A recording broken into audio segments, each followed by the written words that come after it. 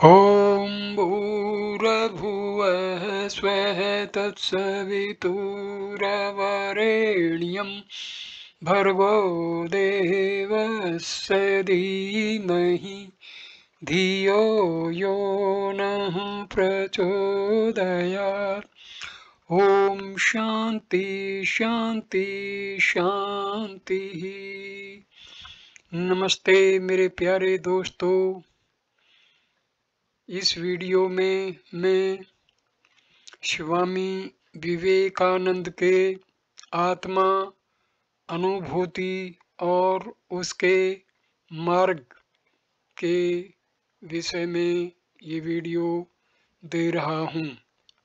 इस वीडियो को हम शुरू करते हैं आत्मा अनुभूति तथा उसके मार्ग।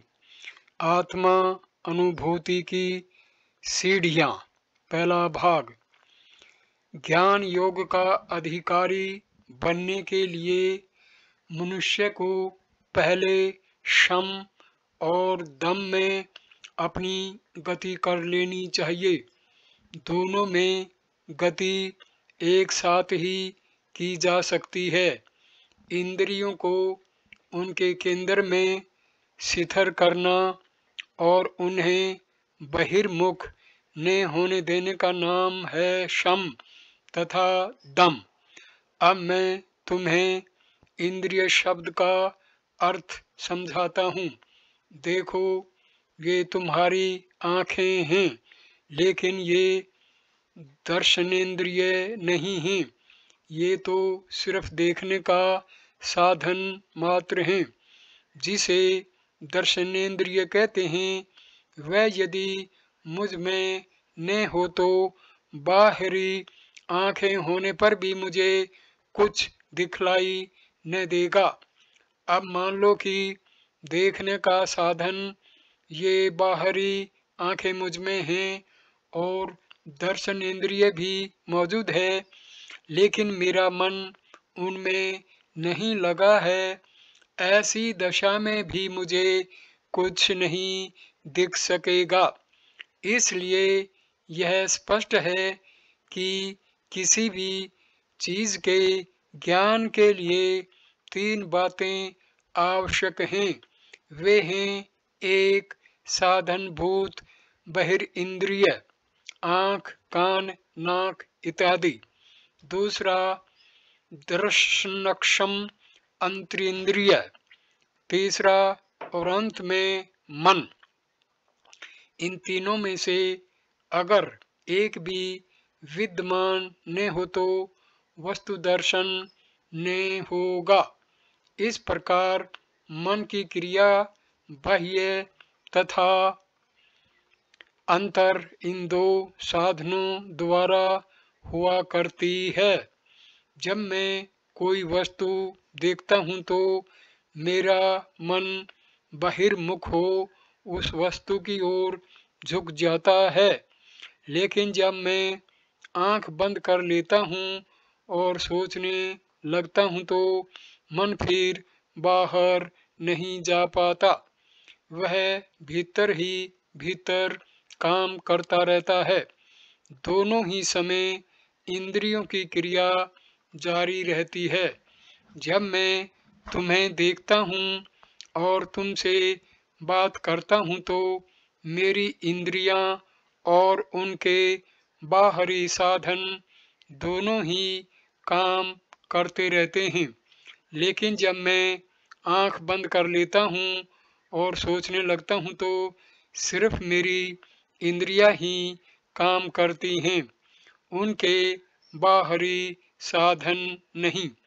इंद्रियों की क्रिया के बिना मनुष्य विचार ही न कर सकेगा। तुम अनुभव करोगे कि बिना किसी प्रतीक के सहारे तुम विचार ही नहीं कर सकते।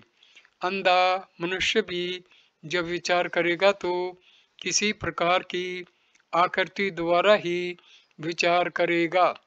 बहुधा आँख और कान, ये दो इंद्रियां बहुत ही कार्यक्षम होती हैं। यह बात कभी न भूलनी चाहिए कि इंद्रिय शब्द से मतलब है हमारे मस्तिष्क में रहने वाले ज्ञान केंद्र। आँख और कान ये तो देखने और सुनने के साधन मात्र हैं। उनकी इंद्रियां तो उनके भीतर रहती हैं।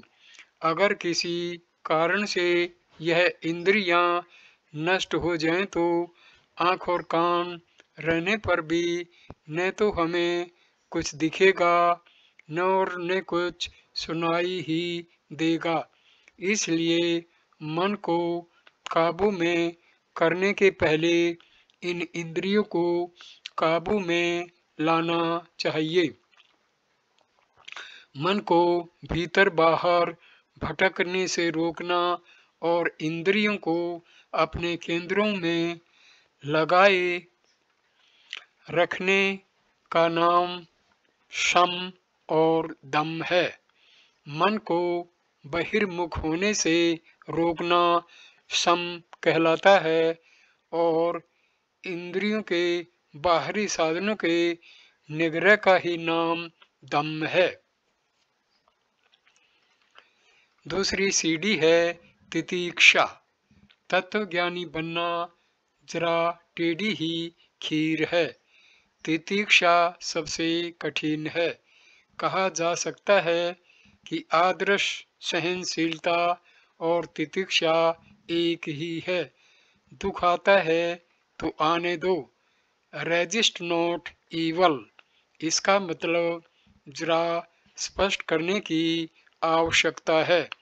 आया हुआ दुख हम सह लेंगे, लेकिन हो सकता है कि साथ ही साथ हम दुखी भी हो जाएं। अगर कोई मनुष्य मुझे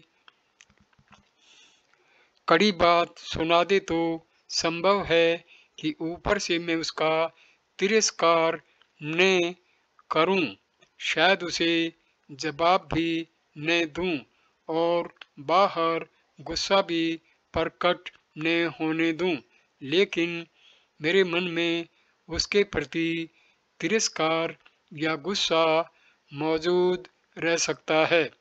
हो सकता है कि उस मनुष्य के बारे में मैं मन ही मन अत्यंत बुरा सोचता रहूं।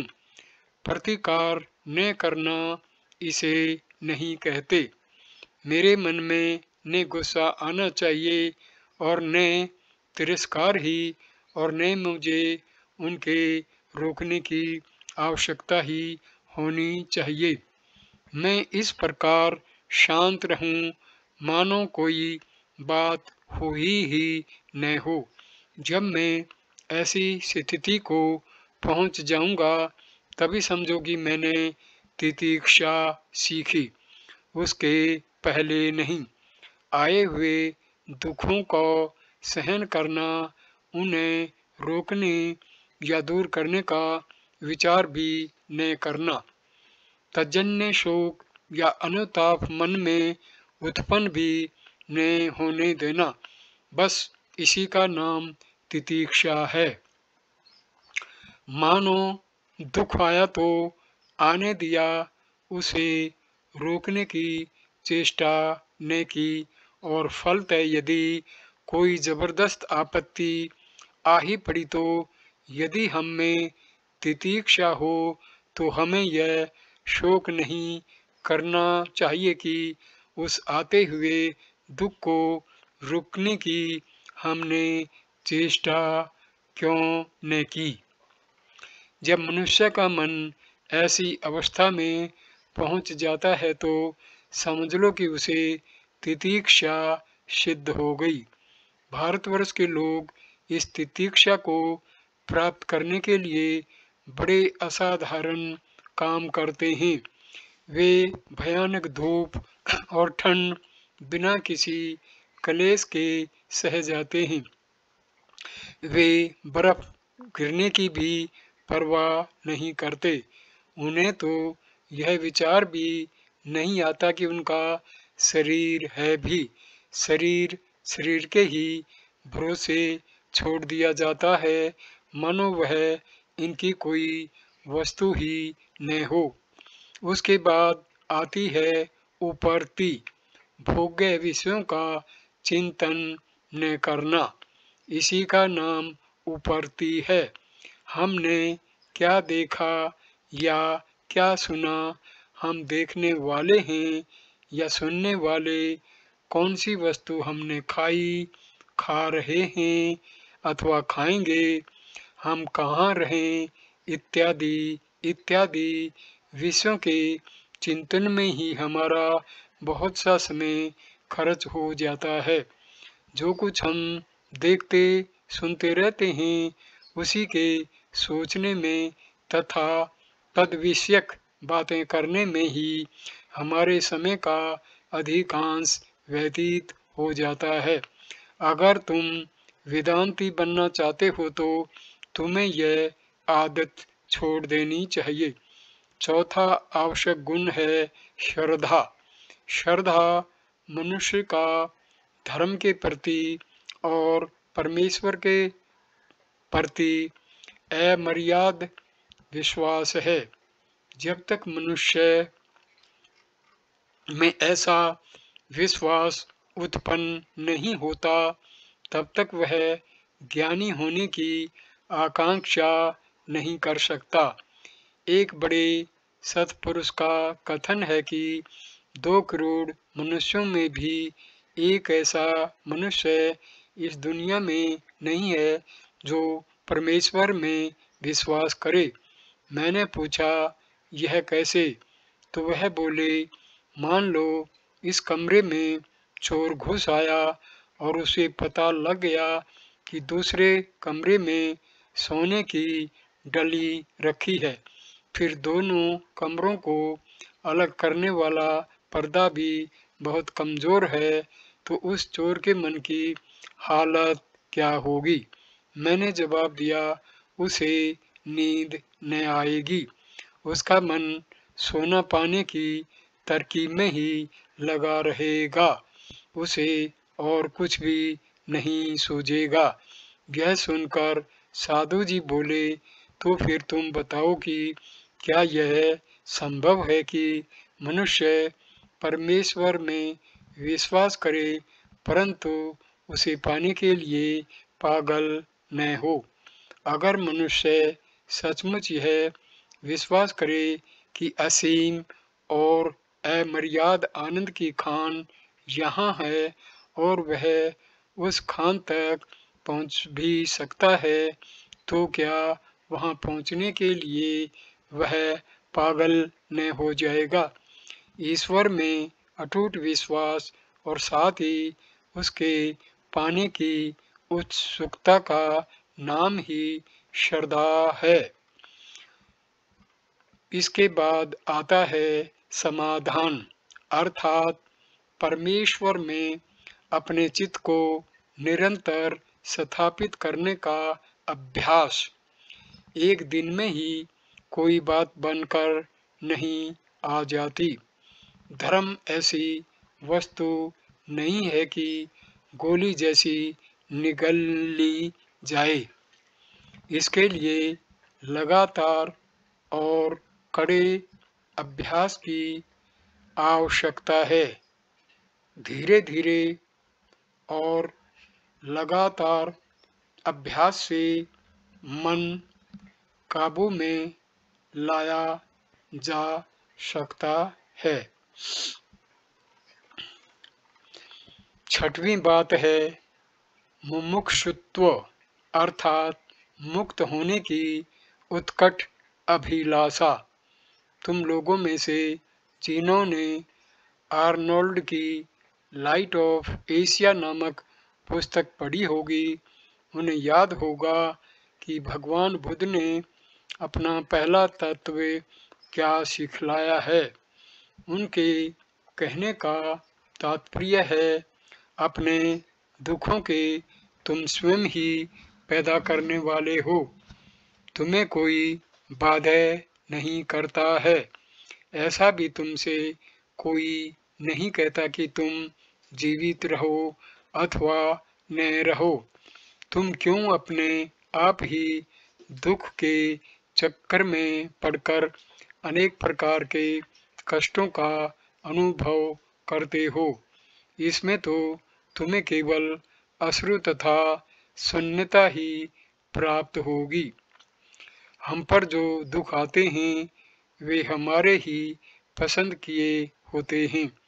यह हमारा स्वभाव ही है। 60 साल तक जेल में रहने के बाद जब एक चीनी नए बादशाह के राज्याभिषेक के उपलक्ष्य में जेल से छोड़ दिया गया तो वह चिल्ला उठा था, अब मैं कहाँ जाऊं? मैं तो कहीं नहीं जा सकता। मुझे तो उसी भयानक अंधेरी कोठरी में चूहे और चूहियों के पास जाने दो। मैं यह उजेला नहीं सह सकता। इसलिए उसने प्रार्थना की, या तो मुझे मरवा दीजिए, या तो मुझे मरवा दिया जाए या फिर से जेल में ही भिजवा दिया जाए। उसकी प्रार्थना के अनुसार वह फिर बंद कर दिया गया। सब मनुष्यों की हालत ठीक ऐसी ही है। चाहे कोई भी दुख हो, उसे पकड़ने के लिए हम जी तोड़कर दौड़ लगाते हैं और उससे छुटकारा पाने के लिए बिल्कुल रजामंद नहीं हैं। सुखों के पीछे हम प्रतिदिन दौड़ते जाते हैं और यही देखते हैं कि वे मिलने के पहले ही गायब हो जाते हैं। पानी की तरह हमारी अंगुलियों में से सुख बह जाता है, परंतु फिर भी पागलों की भांति हम उसके पीछे दौड़ते ही जाते हैं। अंधे बनकर हम उसका पीछा किए ही जाते हैं। भारतवर्ष में तेल के कोल्हू में बैल जोते जाते हैं। तेल निकालने के लिए बैल गोल ही गोल घुमाया जाता है। बैल के गले पर जुआ होता है। जुए का एक सिरा आगे बढ़ा होता है। उसके एक छोर पर घास बांध दी जाती है।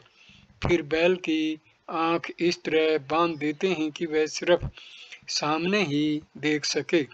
बैल अपनी गर्दन बढ़ाता है और घास खाने की कोशिश करता है। ऐसा करने से लकड़ी आगे धक्का खाती है। बैल दूसरी बार, तीसरी बार फिर कोशिश करता है और इसी तरह कोशिश करता जाता है, परंतु वह घास उसके मुंह में कभी नहीं आ पाती और वह गोल गोल चक्कर लगाए ही जाता है। इधर कोल्हू में तेल पिरता जाता है। हमारी आदत भी ठीक ऐसी ही है। हम भी रुपया पैसा, जोरू बच्चे और अपनी आदतों के दास हैं। मृग जल की नाई उस घास को पाने के लिए हजारों जन्म तक हम चक्कर लगाए जाते हैं, लेकिन जो हम पाना चाहते हैं वह हमें नहीं मिलता। प्रेम एक ऐसा ही बड़ा धोखा है।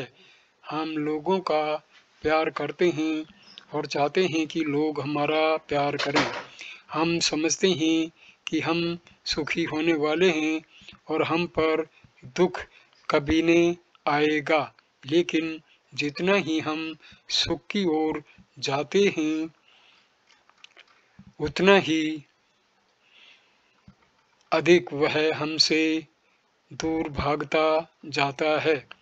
इस तरह दुनिया चल रही है और इसी तरह समाज। हम अंध गुलाम जैसे उसके लिए भुगतते हैं और यह भी नहीं समझते कि हम भुगत रहे हैं। तुम जरा अपनी ही जिंदगी की ओर देखो, तुम्हें मालूम होगा कि कितना थोड़ा सुख इस जिंदगी में है और मृग जल के पीछे दौड़ने के सदृश इन भोगों का पीछा करते हुए कितना थोड़ा सुख तुम्हारे हाथ आया है। क्या तुम्हें सोलन और क्रीसस की कहानी याद है? बादशाह ने उस बड़े साधु से कहा, सोलन, देखो, इस एशिया माइनर जैसी सुख भरी और कोई दूसरी जगह नहीं है। साधु ने पूछा, सबसे सुखी मनुष्य कौन है? मैंने तो ऐसा कोई भी मनुष्य नहीं देखा जो बिल्कुल सुखी हो। क्रीसस ने कहा, वह सबसे सुखी मनुष्य मैं ही हूँ। इस पर उस साधु ने कहा, जरा जल्दी न करो, अपनी जिंदगी खत्म होते तक ठहरो। और ऐसा कहकर वह चला गया। कुछ दिनों बाद पर्शिया निवासियों ने उस राजा को जीत लिया और उसे जिंदा जला देने का हुक्म दे दिया गया। जब क्रीसस ने चिता रची हुई देखी तो वह सोलन सोलन कहकर चिल्ला उठा। पर्शिया के बादशाह ने जब उससे पूछा कि वह किसको पुकारता है, तो क्रीसस ने अपनी सारी कहानी कह सुनाई। वह बात बादशाह के दिल में चुभ गई और उसने क्रीसस को मरने से बचा लिया। हममें से हर एक की जिंदगी की यही कहानी है। हमारे स्वभाव का हम पर ऐसा भीषण प्रभाव होता है कि बार बार ठुकराए जाने पर भी उन्माद से बेहोश हो हम उसका पीछा किए ही जाते हैं। हम निराशा में भी आस लगाए बैठे रहते हैं। यह आशा, यह मृगजल हमको पागल बनाए हुए है। सुख पाने की आशा हम में सदा ही बनी ही रहती है। किसी काल में भारतवर्ष में एक बड़ा सम्राट राज्य करता था। किसी ने उससे एक बार 4 प्रश्न पूछे। पहला प्रश्न यह था कि दुनिया में सबसे आश्चर्य की बात कौन सी है? उत्तर मिला, आशा।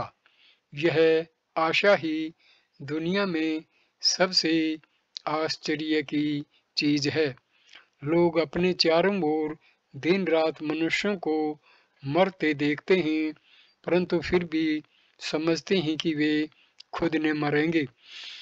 हमको यह कभी ख्याल भी नहीं होता कि हम भी मरने वाले हैं या हमको भी दुख उठाना पड़ेगा।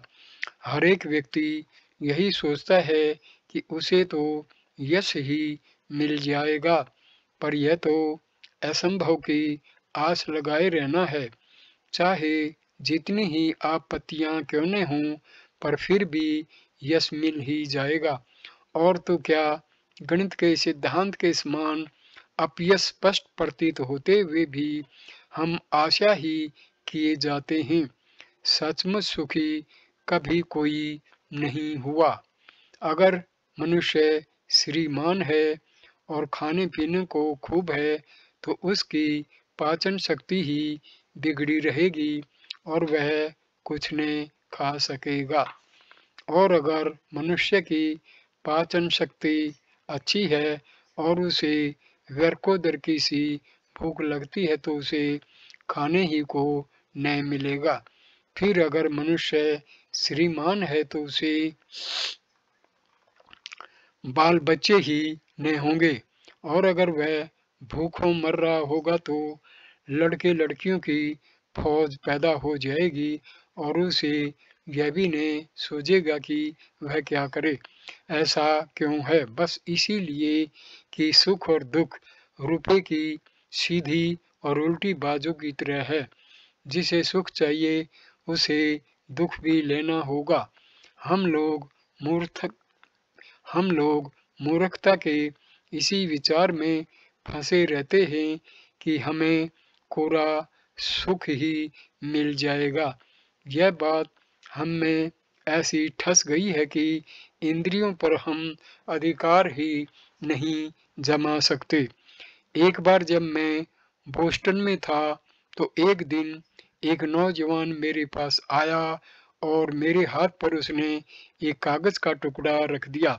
इस टुकड़े पर हस्तलिखित किसी वस्तु का नाम और पता था, किसी व्यक्ति का नाम और पता था, और आगे यह इबारत थी, दुनिया की सारी दौलत और सारा सुख तुम्हें मिल सकता है, पर सिर्फ उसे पाने की तरकीब तुम्हें मालूम होनी चाहिए। अगर तुम मेरे पास आओ तो मैं तुम्हें वह तरकीब सिखला दूंगा। फीस सिर्फ $5। यह चिट्ठी देखकर उसने मुझसे पूछा कि कहो तुम्हें क्या चाहिए। मैंने जवाब दिया, तुम्हारे पास स्वयं तो इसे छपा लेने के लिए भी पैसा नहीं है, कम से कम इसे छपवाने भर का खर्च तो तुम पहले अपने आप पैदा कर लो। तुमने तो ये हाथ से लिखा है। मैंने उससे क्या कहा यह वह न समझ सका। वह इसी ख्याल में मशगूल था कि बिना कोई तकलीफ उठाए ही उसे तमाम सुख और पैसा मिल जाएगा। मनुष्य इस दुनिया में दो प्रकार की गलतियां करता है। पहली है चरम आशावादी व्यक्ति, जिस व्यक्ति में हर एक वस्तु हमें सुंदर, हरी भरी और अच्छी प्रतीत होती है। और दूसरी है निराशावादी व्यक्ति, अर्थात जिस समय ऐसा प्रतीत होता है कि सारी बातें हमारे मन के प्रतिकूल ही हुआ करती हैं। अधिकांश लोग ऐसे हैं जिनके मस्तिष्क की बाढ़ अधूरी ही रह गई है। 10 लाख में एक आधी ऐसा कोई निकलता है जिसकी बुद्धि का अच्छा विकास हुआ हो। बाकी के लोग या तो अधपगले होते हैं या उनका सिर ही घुमा हुआ होता है। कोई आश्चर्य नहीं कि हम या तुम एक न एक गलती कर बैठते हैं। जब हम नौजवान और शक्तिमान होते हैं तो हमें ऐसा मालूम होता है कि दुनिया की सारी भोग की चीजें हम ही पाने वाले हैं और वह हमारे लिए ही पैदा की गई हैं। इसके विरुद्ध जब लोग हमें गेंद की तरह ठोकरों से उड़ाते हैं और हम बूढ़े हो जाते हैं तो हम खांसते खांसते एक कोने में जा बैठते हैं और फिर दूसरों के उत्साह पर भी ठंडा पानी फेरने लगते हैं। बहुत थोड़े मनुष्यों को इस बात का ज्ञान है कि दुख के साथ सुख और सुख के साथ दुख लगा हुआ है, और सुख भी उतना ही घृणाजनक है जितना कि दुख, क्योंकि सुख और दोनों जोड़वा भाई हैं। जिस तरह दुख के पीछे दौड़ना हमारे मनुष्यत्व की विडंबना है, उसी तरह सुख के पीछे दौड़ना भी जिसकी बुद्धि समतोल हो, उसे दोनों का ही तिरस्कार करना चाहिए। नियति के हाथ का खिलौना न बनने की कोशिश हम क्यों न करें। अभी हम पर मार पड़ रही है और जब हम रोने लगते हैं तो नियति हमारे हाथ पर रुपया रख देती है, फिर मार बरसती है और हम फिर रोने लगते हैं। अब की बार नियति रोटी का टुकड़ा दे देती है और हम फिर हंसने लगते हैं। ज्ञानी पुरुष चाहता है स्वाधीनता। वह जानता है कि विषय निस्सार है और सुख दुख का कोई अंत नहीं है। दुनिया के कितने धनवान नया सुख ढूंढने में लगे हुए हैं, लेकिन जो सुख उन्हें मिलता है वह पुराना ही होता है। कभी कोई नया सुख हाथ नहीं लगता। क्या तुम नहीं देखते हो कि इंद्रियों को कुछ क्षण तक उद्दीप्त करने के लिए प्रतिदिन किस तरह मूर्खता के नए नए आविष्कार किए जा रहे हैं। फिर होती है प्रतिक्रिया। बहुजन समाज भेड़ी के झुंड के समान है। अगर एक भेड़ गड्ढे में गिरती है तो दूसरी भेड़ें भी गिरकर अपनी गर्दन तोड़ लेती हैं। इसी तरह समाज का मुखिया जब कोई बात कर बैठता है तो दूसरे लोग भी उसका अनुसरण करने लगते हैं और यह नहीं सोचते कि वे क्या कर रहे हैं। जब मनुष्य को ये संसारी बातें निस्सार पड़ती होती हैं तब वह सोचता है कि वह इस प्रकार का खिलौना न बने अथवा कहिए नियति उसे इस तरह न बहकावे। यह गुलामी है। कोई अगर दो चार मीठी बातें सुनाए तो मनुष्य मुस्कुराने लगता है और जब कोई कड़ी बातें सुना देता है तो आंसू निकल आते हैं। एक रोटी के टुकड़े, एक सांस भर हवा, कपड़े लत्ते, देशाभिमान, अपने देश, अपने नाम अथवा अपनी कीर्ति का मनुष्य दास है। इस तरह वह गुलामी में फंसा है और उसमें वास करने वाला सच्चा मनुष्य तो इन सब बंधनों के कारण उसके अंदर गढ़ा हुआ पड़ा है। जिसे तुम मनुष्य कहते हो वह गुलाम है। जब मनुष्य को अपनी इस सारी गुलामी का अनुभव होता है तब उसके मन में स्वतंत्र होने की इच्छा उत्पन्न होती है, अदम्य इच्छा उत्पन्न होती है। अगर किसी मनुष्य के सिर पर दहकता हुआ अंगार रख दिया जाए तो वह मनुष्य उसे दूर फेंकने के लिए कैसा छटपटाएगा। ठीक इसी तरह वह मनुष्य जो यह समझ चुका है कि वह प्रकृति का गुलाम है, स्वतंत्रता पाने के लिए छटपटाता है। मुमुक्षुत्व अर्थात स्वतंत्रता पाने की इच्छा क्या है, यह हमने देख लिया। अब आता है दूसरा विषय, वह भी बहुत कठिन है। सत्य क्या है अथवा मिथ्या क्या है, क्या चिरंतन है और क्या नश्वर आदि आदि भेद जानना अर्थात नित्य अनित्य विवेक, यह है दूसरा विषय।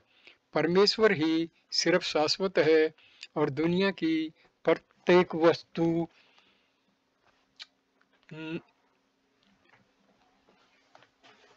नश्वर। देवदूत, मनुष्य, पशु, पृथ्वी, सूर्य, चंद्र, तारे सभी नष्ट होने वाले हैं। सभी का विनाश अवश्यंभावी है।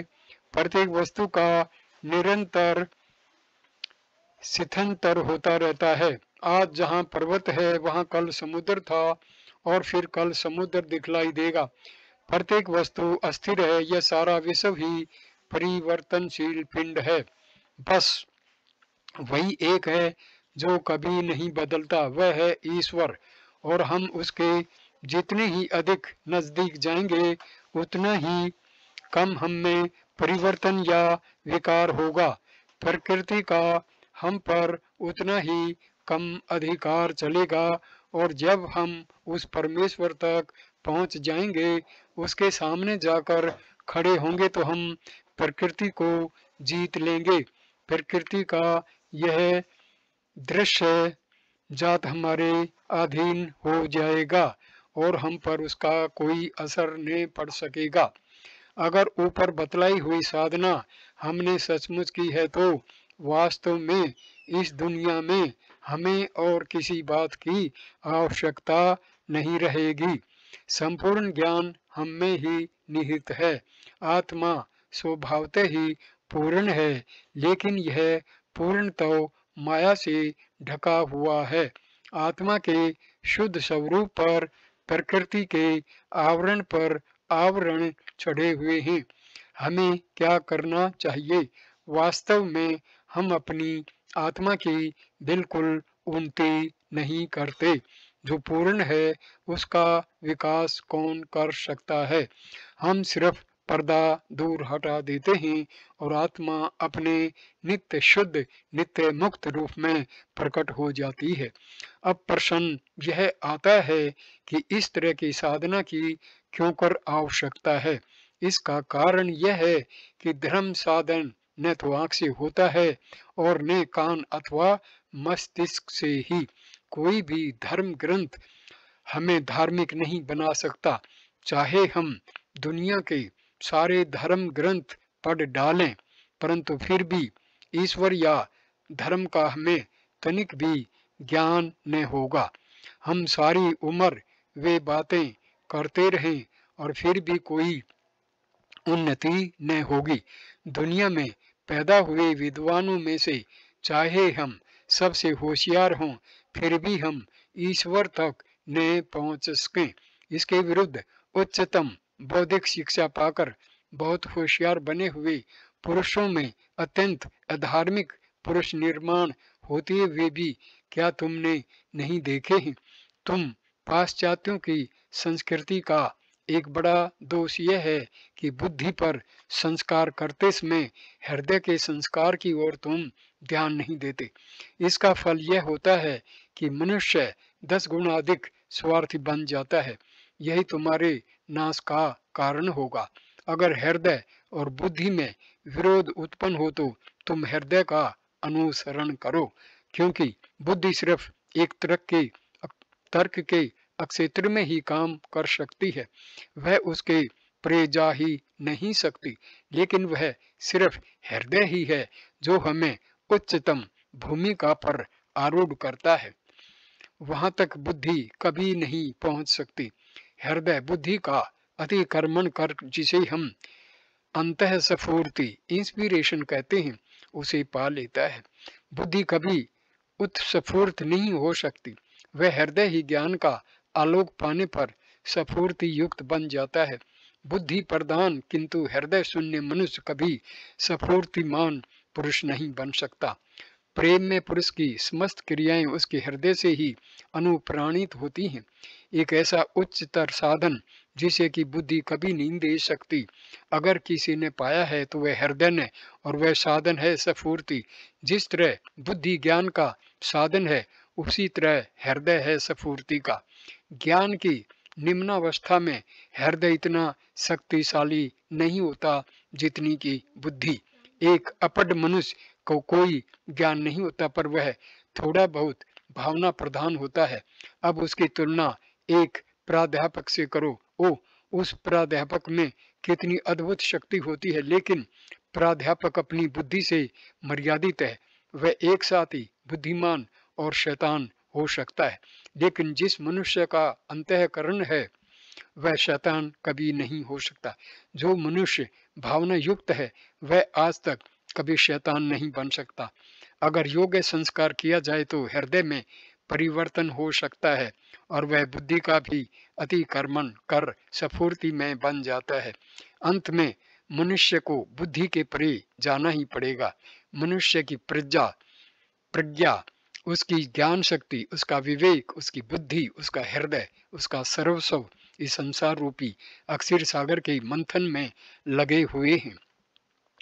दीर्घ काल तक मथने के बाद उसमें से मक्खन निकलता है। यह मक्खन है भगवान।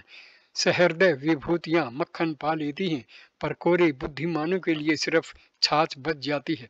हृदय की शुद्धता के लिए, उस प्रेम के लिए, हृदय की उस अपार सहानुभूति के लिए ये सब पूर्व तैयारियां हैं। ईश्वर पाने के लिए विद्वान या पढ़ा लिखा होने की बिल्कुल आवश्यकता नहीं। एक बार एक साधु ने मुझे कहा था, अगर तुम किसी का प्राण लेना चाहो तो तुम्हें ढाल तलवार से सुसज्जित होना चाहिए, लेकिन अगर तुम्हें आत्महत्या करनी हो तो सिर्फ सुई ही काफी होगी। इसी तरह अगर दूसरों को सिखलाना हो तो बहुत सी विद्वता और बुद्धि की आवश्यकता होगी, लेकिन आत्मा अनुभूति के लिए यह आवश्यक नहीं है। क्या तुम शुद्ध हो? अगर तुम शुद्ध होगे तो परमेश्वर को पाओगे। जिनका हृदय शुद्ध है वे धन्य हैं, क्योंकि उन्हें परमात्मा की प्राप्ति अवश्य ही होगी। लेकिन अगर तुम शुद्ध नहीं हो तो फिर चाहे दुनिया का सारा विज्ञान तुम्हें अवगत हो, परंतु फिर भी उसका कुछ उपयोग न होगा। जो किताबें तुम पढ़ते हो उसमें चाहे खुद को तुम गाड़ डालो, परंतु फिर भी कुछ फायदा न निकलेगा। वह हृदय ही है जो अंतिम ध्येय तक पहुंचा सकता है। इसलिए हृदय की ही उपासना करो। बुद्धि द्वारा अगम्य विषय शुद्ध हृदय ही देख सकता है, वह स्फूर्ति में हो जाता है। हृदय वे बातें जान लेता है जिसे तर्क कभी नहीं जान सकता। और अगर शुद्ध हृदय और बुद्धि में झगड़ा पड़े तो तुम अपने शुद्ध हृदय की ही सुनो, भले ही तुम्हें हृदय का कथन तर्क विरुद्ध मालूम हो। जब हृदय परम परोपकार करने की इच्छा करे तो बुद्धि तुम्हें बतला सकती है कि ऐसा करना अविचार है, लेकिन तुम हृदय की बात सुनो और तुम देखोगे कि बुद्धि की सुनकर तुम जितनी गलतियां करते हो उससे कम गलतियां करोगे। शुद्ध हृदय ही सत्य के प्रतिबिंब के लिए सर्वोत्तम दर्पण है। इसलिए यह सारी साधना हृदय के शुद्धिकरण के लिए ही है, और ज्यों ही वह शुद्ध हो जाता है त्यों ही संपूर्ण सत्य उसी अक्षण उस पर प्रतिबिंब हो जाता है। अगर तुम हृदय काफी शुद्ध होगा तो दुनिया के सारे सत्य उसमें आविर्भूत हो जाएंगे। जिन मनुष्यों ने दूरबीन, सूक्ष्म वस्तु दर्शक यंत्र या प्रयोगशाला तक कभी न देखी थी, उन लोगों ने कई युगों के पूर्व सूक्ष्म भूतों, मनुष्य की सूक्ष्म ग्रह शक्तियों और परमाणु विषयक महान सत्यों का आविष्कार किया था। यह कैसे हुआ था, वे ये बातें किस तरह जान सके थे? यह ज्ञान उन्हें हृदय के बल पर ही हुआ था। उन्होंने अपने हृदय को शुद्ध बनाया था। अगर हम चाहें तो आज भी वही कर सकते हैं। वास्तव में हृदय की शुचिता पर अधिष्ठित संस्कृति ही इस दुनिया के दुखों को कम करेगी, न कि बुद्धि पर अधिष्ठित बुद्धि संस्कृति। बुद्धि सुसंस्कृत की गई, फलते मनुष्य ने सैकड़ों विद्याओं का आविष्कार किया और उसका परिणाम यह हुआ कि कुछ थोड़े मनुष्यों ने बहुत से मनुष्यों को अपना गुलाम बना डाला। बस यही हमारा लाभ हुआ है। अनैसर्गिक आवश्यकताएं उत्पन्न की गई। प्रत्येक गरीब मनुष्य, चाहे फिर उसके पास पैसा हो या न हो, इन आवश्यकताओं को तो तृप्त करना चाहता है, और जब उन्हें वह तृप्त नहीं कर पाता तो छटपटाता है और छटपट करते करते ही मर जाता है। यही है अंतिम गति। दुख दूर करने का प्रश्न बुद्धि से नहीं छुड़ाया जा सकता, वह हृदय से ही छूटेगा। अगर यह प्रचंड यत्न मनुष्यों को अधिक शुद्ध, सभ्य तथा सहनशील बनाने की ओर लगाया जाता है तो यह दुनिया का आज 1000 गुनी अधिक सुखी हो जाती है। इसलिए सर्वदा हृदय अधिक पवित्र करो, क्योंकि भगवान कार्य करते हैं हृदय द्वारा और तुम अपनी बुद्धि द्वारा। पुराने अहदनामा ओल्ड टेस्टामेंट में मोजिस को जो कहा गया था कि तुम अपने जूते उतार दो क्योंकि तुम जहाँ खड़े हो वह पवित्र भूमि है, तुम्हें याद होगा धर्म का अभ्यास करते समय हमें यह आदर युक्त भावना रखकर उसकी ओर बढ़ना चाहिए। जो कोई शुद्धांतकरण तथा आदर युक्त भावना से आएगा तो उसका हृदय खुल जाएगा, कपाट खोल दिए जाएंगे और उसे सत्य का दर्शन होगा। अगर तुम बुद्धि को साथ लेकर आओगे तो बुद्धि की कुछ कुलाटें खाने को तुम्हें मिल जाएंगी, कुलाटें खाने को मिल जाएंगी, कुछ तार्किक सिद्धांतों की तुम्हें प्राप्ति होगी, लेकिन सत्य दर्शन नहीं होगा। सत्य का स्वरूप ऐसा है कि जो कोई उसे देखेगा उसे एकदम पूरा विश्वास हो जाएगा। सूर्य का अस्तित्व सिद्ध करने के लिए मशाल की जरूरत नहीं होती, वह स्वयं ही प्रकाशमान है। अगर सत्य को भी सबूत की आवश्यकता हो तो उस सबूत को फिर कौन साबित करेगा? इसलिए धर्म की ओर हमें प्रेम तथा आदर युक्त भावना से झुकना चाहिए। फिर हमारा हृदय जागृत हो उठेगा और कहेगा यह सत्य है, वह सत्य नहीं है। धर्म का अक्षेत्र हमारी इंद्रियों के अतीत है, हमारे द्वैतात्मक बोध के भी परे है। परमेश्वर इंद्रियों द्वारा कभी ग्रहण नहीं किया जा सकता।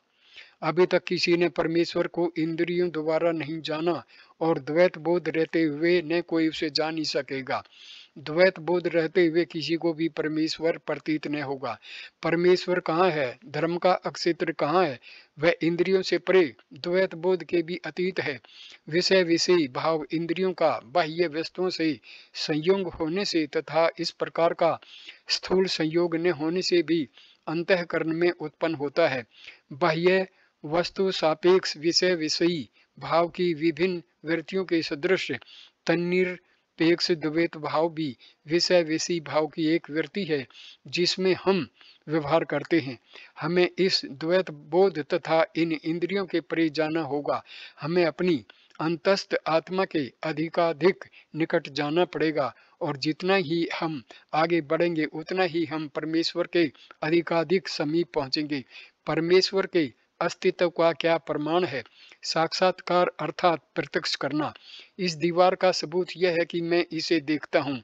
आज से पहले हजारों ने परमेश्वर को इस तरह देखा है और आगे भी जो चाहेंगे उसे देख सकेंगे, लेकिन यह प्रत्यक्षानुभूति इंद्रियों द्वारा होने वाले अनुभव के सदृश बिल्कुल नहीं है। वह इंद्रियातीत है, वह द्वैता बोधातीत है।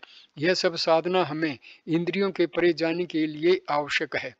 अनेक प्रकार के कृत कर्मों तथा बंधनों से हम अधोगामी हो रहे हैं।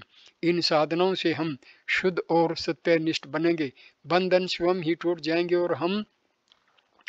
और हम इस इंद्रिय गम्य जगत से जहाँ की हम फंसे पड़े हैं ऊंचे उठ जाएंगे और फिर हम वह देखेंगे, वह सुनेंगे, उसका अनुभव करेंगे जिसे कि मनुष्य ने तीनों अवस्थाओं में जागृत, स्वप्न, सुषुप्ति में न कभी देखा है, न सुना है और न कभी अनुभव किया है। फिर हम मानो कोई नई ही भाषा बोलेंगे और दुनिया हमें नहीं समझ सकेगी, क्योंकि इंद्रिय ज्ञान के सिवाय उसे और दूसरा ज्ञान नहीं है। सच्चा धर्म पूर्ण रूप से द्वैतातीत है। विश्व में रहने वाले प्रत्येक जीव में इंद्रियातीत होने की शक्ति सुप्त भाव में रहती है।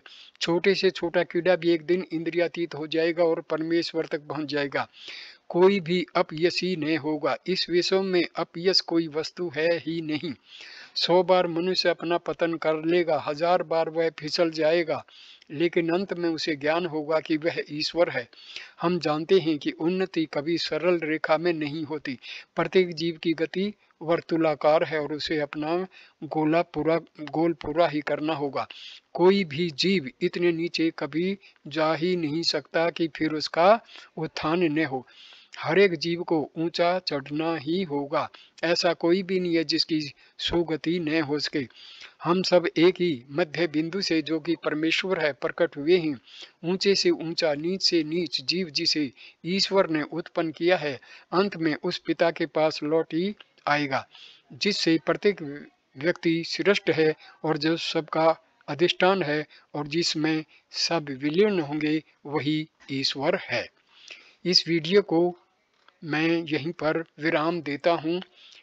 दूसरा वीडियो इसी विषय में हम धर्म जीवन की साधनाएं से शुरू करेंगे। धन्यवाद ये वीडियो देखने के लिए। नमस्ते मेरे दोस्तों, नमस्कार।